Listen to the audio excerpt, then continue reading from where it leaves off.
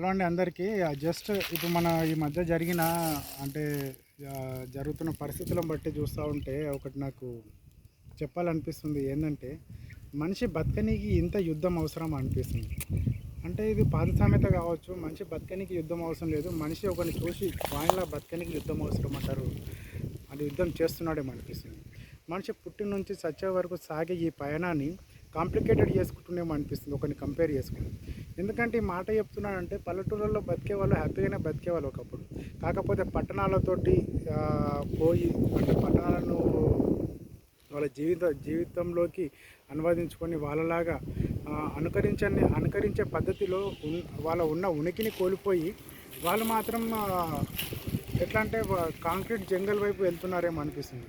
Just ఈ మధ్య ఇప్పుడు మనకి ఇంతకుముందుకు ఏముంటుండే, పల్లెటూళ్ళలో సాఫ్ట్వేర్ కంపెనీలో జాబ్ చేసేవాడు అంటే బాగా తెలివైన వాడు, వానికి చాలా డబ్బులు వస్తాయని. కానీ ఇప్పుడు నేను ఏమంటున్నా అంటే, మన అమ్మ నాన్నలు సంపాదించిన ఆస్తితో ఊళ్ళలో ఉండి బతికేవాడు చాలా ఉన్నతమైన వాడు అని అనిపిస్తుంది. ఇప్పుడు మనకి సడన్గా సాఫ్ట్వేర్ కంపెనీలో 30,000 జాబులు తీసేశారు కదా రీసెంట్గా ఒరాకిల్.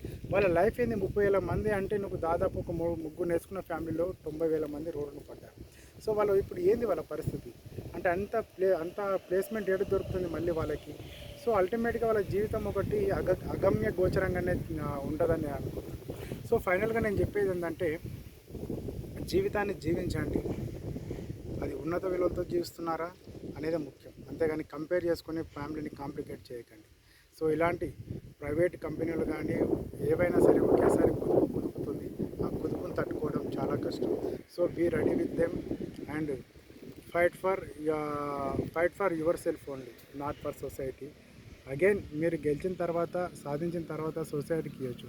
కానీ ఎప్పుడైనా నేను ఏం చెప్తున్నానంటే, జస్ట్ పల్లె జీవితం నుంచి పట్టణాలకు వచ్చినప్పుడు అనుకరించే విధానాన్ని మార్చుకోండి. అంటే డబ్బులు పెరిగిన కొద్దిగా ఫ్యాషన్స్ కోసం ఖర్చులు పెట్టి ఇలాంటి పరిస్థితులలో మన రోడ్డును పడకుండా మన ఫ్యామిలీని కాపాడుకోనికి జస్ట్ ఒక్కసారి ఇది ఉదాహరణ